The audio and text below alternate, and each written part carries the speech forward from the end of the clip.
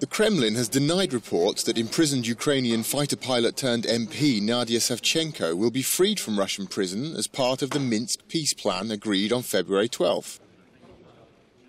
Following marathon overnight negotiations in Belarus this week, Ukrainian President Petro Poroshenko announced that Savchenko would be included in the all-for-all prisoner exchange envisaged in the Minsk agreement.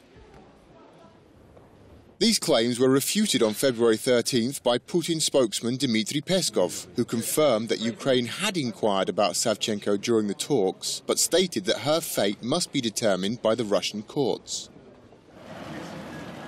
During negotiations in Minsk, German Chancellor Angela Merkel and French President François Hollande also reportedly called on Putin to secure Savchenko's release.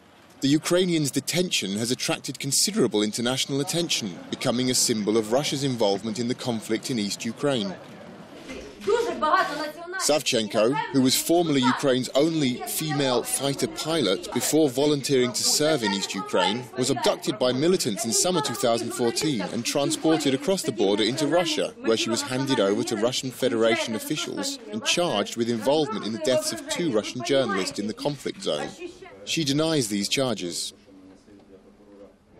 Savchenko was elected to the Ukrainian parliament in October 2014 and appointed to the country's delegation to the Parliamentary Assembly of the Council of Europe, a move which theoretically granted her immunity and should have led to her release. Russian authorities have so far refused to recognize Savchenko's status and earlier this week extended her pre-trial detention until mid-May. Savchenko has been on hunger strike for over 60 days in protest over her detention. Lawyers representing the Ukrainian MP say they fear she will not survive until her scheduled court appearance on May the 13th.